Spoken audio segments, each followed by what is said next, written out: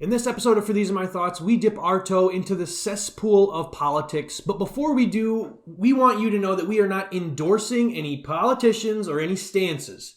All we want to do is make fun of politicians and lobbyists from all sides of the political spectrum for the absolutely terrible campaign ads they make.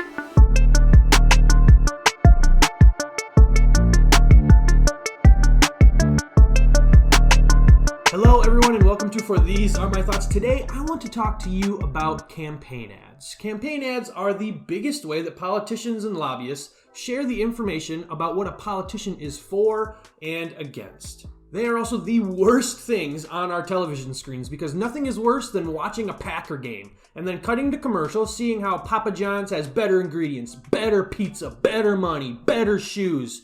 You get the gist. But nothing is worse than that, and then cutting to a political ad like this. Arnold Booker is the problem with America. Cookies, more expensive. Flights, delayed, leaving you mildly inconvenienced. And what's Arnold Booker been doing all this time? Celebrating Christmas with his family. If you vote for Arnold Booker, you will go to hell. Don't go to hell.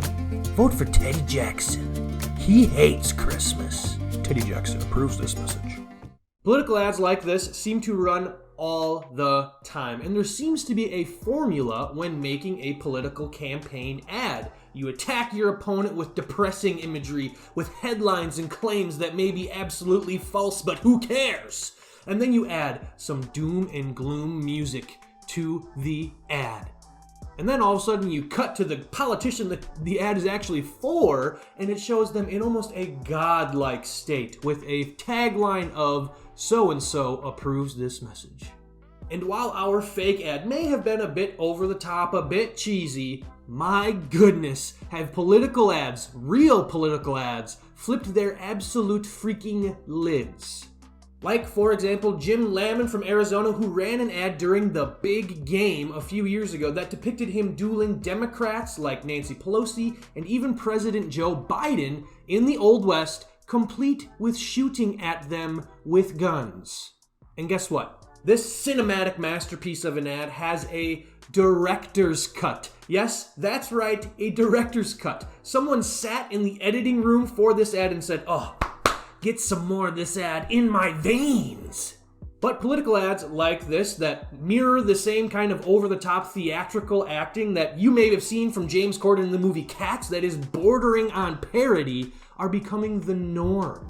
And thankfully that leads to politicians stepping out of the smear campaign ad blanket fort into a much more creative space.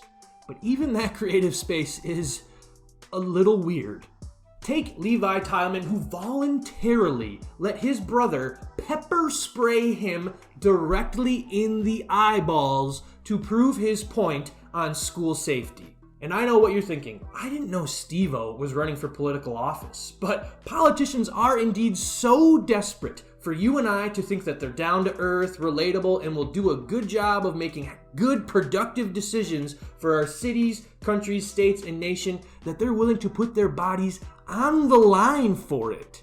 We then have ads like this from Brian Kemp. Brian Kemp. This is Jake, young man interested in one of my daughters. Yes, sir. Jake asked why I was running for governor. I said 1, Cap government spending. 2, Take a chainsaw to regulations. 3, Make Georgia #1 for small business. and 2 things if you're gonna date one of my daughters. Respect, And a healthy appreciation for the Second Amendment, sir. we're gonna get along just fine. Brian Kemp for governor. What the crap? Someone needs to go check on Jake pronto.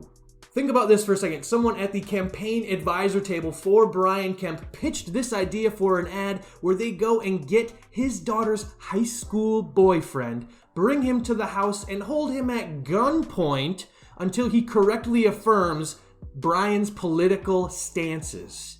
And someone else at this table stood up and said, yes, that's the idea. That is how we're going to get more votes. Which, I mean, maybe did work considering that the ad ran in the state of Georgia. But look at this kid. Look at poor Jake. He definitely got a text from Brian's daughter saying, hey, come on over. My parents aren't home. Ran over and thought his day was going to go very differently than what actually happened. Then we get more of a personal campaign ad, a wife ad. And you've seen wife ads before where the wife of a politician sits in front of a camera and coldly professes her love for her husband, and how if he's elected to city council, he will decrease the price of Reese's Pieces across the state. But Gerald Daughtry's campaign team took a very different approach. Gerald really doesn't have any hobbies. So is he always like that? Yeah, all the time.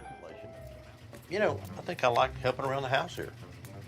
Please re-elect Gerald. Please. Nothing says I love you like an ad that says vote for my husband because I can't stand him anymore. Now, you may wonder, why are we going through these crazy ads other than simply to make fun of the politicians and lobbyists who make them? And the thing is I want to bring to your attention that while there are good politicians who go into politics to serve us, the people in our communities, and make productive decisions, because there are people who try to do that in politics, ultimately, all politicians across all sides of the political spectrum want and only care for one thing, and that's your vote. And these ads show that they will do whatever someone on their campaign advisor team tells them to do on camera to get that vote. Because again, politicians are basically Steve-O, doing whatever ridiculous thing they can to stick in our brains so that when we go to the polls, all we can think about is how Gerald's wife is going to haunt our dreams if we do not vote for her husband to be the city council clerk. But what do you think? Comment your thoughts on campaign ads below. Make sure that you like and subscribe, especially if you laugh or you find yourself relaxed. Make sure you check out other videos, share them with a friend, and until next time, these are my thoughts, and I'll see you soon.